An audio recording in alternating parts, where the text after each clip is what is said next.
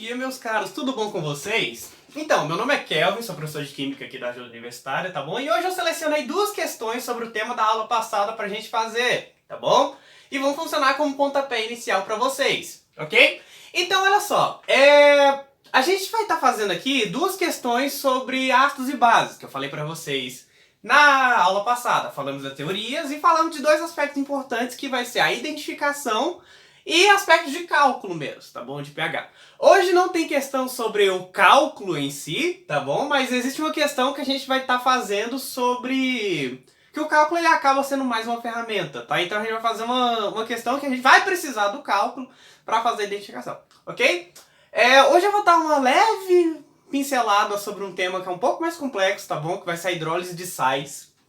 Mas, vamos ver, inclusive vai ser nessa próxima questão, tá bom? Então vamos ver aí qual a primeira questão que a gente vai fazer hoje. Então vem comigo. A questão diz que a legislação brasileira exige que resíduos químicos lançados diretamente no corpo receptor tenham pH entre 5 e 9. Ela diz que o resíduo aquoso gerado no processo industrial tem concentração de íons hidroxila igual a 1 vezes 10 a menos 10 mol por litro. Para que o resíduo seja lançado diretamente no corpo receptor, qual substância pode ser empregada no ajuste pH? E te dá as opções. Viram aí, certo? É uma questão que vai estar falando que a gente vai descartar, que para você poder descartar qualquer coisa num efluente qualquer, você precisa que perdão, viu, gente? Você precisa que o pH dessa coisa, desse descarte, ele esteja entre 5, né? Ele tem que estar entre 5 e 9. Beleza? Se não tiver nesse intervalo, a gente não pode descartar. Esse efluente diretamente, tá bom? Então o símbolo aqui é o símbolo de existe, tá? Então olha só. O que é de pertence, aliás? Então o que a gente tem que fazer? Ele diz aí que a concentração de íons hidroxila nesse efluente ela vai ser igual ao quê? A 1 vezes 10 a menos 10 mol por litro, ok? Isso quer dizer o que então? Eu consigo calcular o pH dela diretamente aqui? Não, não consigo, né? Por quê? Porque eu tenho que saber que eu só consegui a concentração de OH-. Vocês têm duas alternativas aí, tá bom? Você pode ou usar a relação que a concentração de H+, vai ser vezes a concentração de OH-, vai ser igual a 10 a menos 14, tá bom? Mas no caso dessa questão aqui, eu acho, honestamente, meio desnecessário, tá? Você começa a trabalhar essa parte em ordem de grandeza. Então a gente vai estar fazendo com a relação mais simples, tá bom? Que vai ser o quê? Que o pH mais o pOH tem que ser igual a 14, tá bom? Lá na aula passada. Tendo isso em mente, a gente sabe que o pH vai ser igual ao quê? O 14 menos o pOH. E o pOH é algo que eu consigo calcular a partir da concentração de hidroxila, certo? Então vamos fazer a conta aqui. pOH vai ser igual a menos log de quê? De 10 a menos 10, certo? Então 10 a menos 10. Estou saindo da frente. Regra de logaritmo, menos 10 toma o tombo, certo? Então a gente vai ficar que o pOH vai ser igual a menos 10, menos 10, ok? Vezes o log de 10. Log de 10 a gente sabe que é 1, e menos 10 vai ficar como 10 positivo. Então pOH vai ser igual a 10. Se o pOH é igual a 10, isso quer dizer que o pH vai ser igual a 14 menos o pOH que é 10. 14 menos 10, que vai ser igual, então, a 4. Posso fazer o descarte? Não posso, tá? Esse pH aqui é muito ácido, tá? Ele é 10 vezes mais ácido que o pH, que o pH mínimo que eu posso colocar, certo? Então eu preciso neutralizar. Neutralizar o que é? Neutralizar é quando você pega um ácido e uma base e você junta eles de forma que eles vão dar origem a um sal e água, com liberação de água, tá bom? Então o modelo da reação de neutralização é assim. O HA, que é o meu ácido, mais BOH, que é a minha base genérica, vão dar origem a AB, que é o meu sal, mais H2O, tá? Esse é o modelo da reação de neutralização genérica. Então, beleza. Não posso fazer o descarte. Tá muito ácido. O pH tá baixo. Isso quer dizer que ele tá muito ácido. Então, o que eu tenho que fazer? Ver qual desses compostos aí vai ser o composto básico que eu vou usar para poder neutralizar isso aqui, certo? Então vejam, notem que vou apagar isso aqui. Notem que as opções elas te dão aí, por exemplo, o metanol, que tem um hidroxila aí nele, né? Que é o quê? CH3OH. Mas essa hidroxila não é uma hidroxila básica, tá bom? Então o que a gente tem que lembrar? A gente tem que lembrar o seguinte, ó.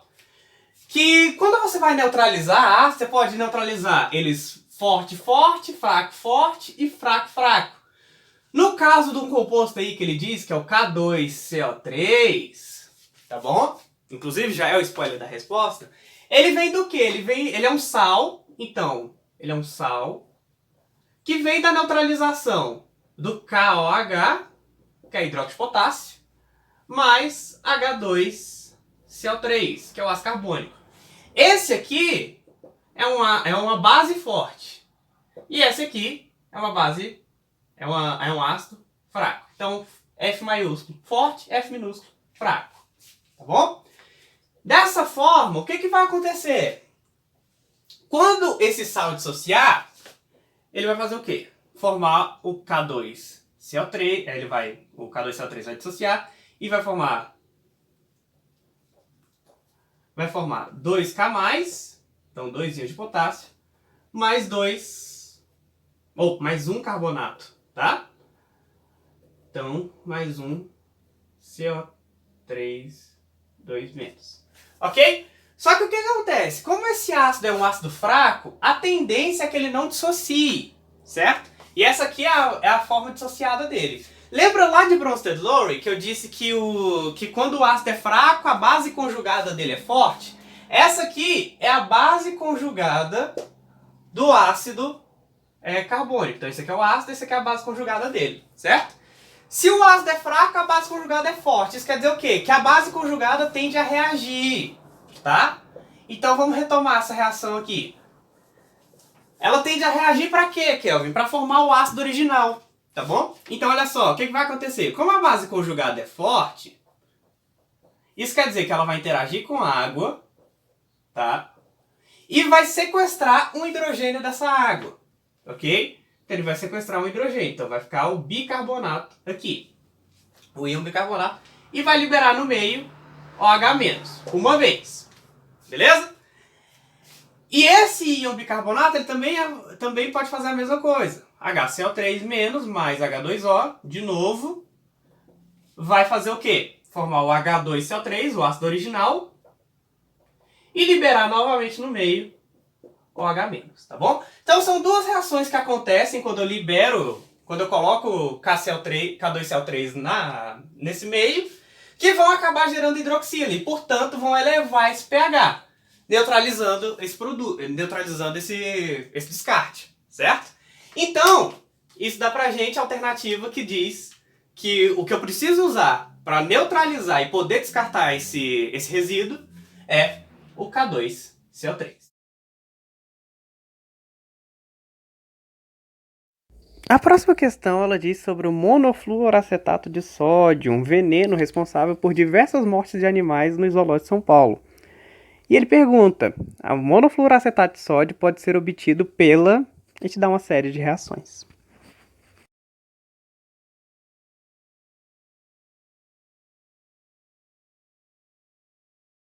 Próxima questão, tá? Tá tratando do monofluoracetato de sódio. Um sal, que é um veneno, tá bom? Então, primeira informação, isso aqui é um sal, tá? Isso aqui é um sal orgânico, porque essa parte da molécula aqui, tá? É orgânica. Então, tudo isso é um sal. E aqui a gente tem uma ligação iônica, tá bom? Nesse cantinho aqui é uma ligação iônica. Então, olha só. O que a gente tem que lembrar? que os sais eles vêm de reações de neutralização entre ácidos e bases, tá bom?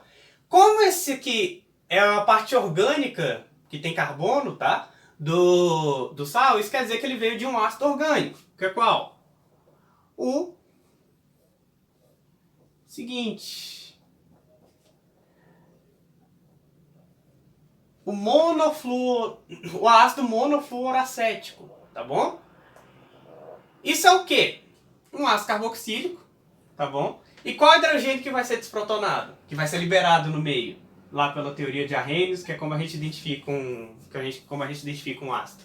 Vai ser esse aqui, né? Ele vai para o meio na forma de H+. E quando ele desprotona, fica o O- aqui, tá bom? E esse O- aceita a ligação da parte inorgânica da molécula, que é o sódio. E o sódio, se esse aqui é um ácido, o sódio tem que ter vindo de uma base. Então qual base tem sódio? Hidróxido de sódio, certo? Então, NaOH. Tá bom? E aí o que aconteceu? Esse hidróxido de sódio aqui, ele foi liberado. Tá bom? O íon hidróxido com o hidrogênio vão liberar no meio água. E o que sobrar, que é o monofluoracetato, e o Na+, vão se juntar, dando origem a esse sal. Então libera ao fim da reação de neutralização do ácido monofluoracético e hidróxido de sódio, o sal monofluoracetato de sódio e água, conforme as reações de neutralização acontecem mesmo, ok? Então, pessoas, o próximo tema que a gente vai estar falando vai ser equilíbrio químico, tá? Que é importante para tratar de outros aspectos de ácidos e básicos, são os ácidos e bases fracos, e a gente vai depender de constantes, equações e concentrações, ok? Mas por enquanto é isso, tá bom? Espero que vocês tenham um bom fim de semana. Até a próxima aula. Obrigado.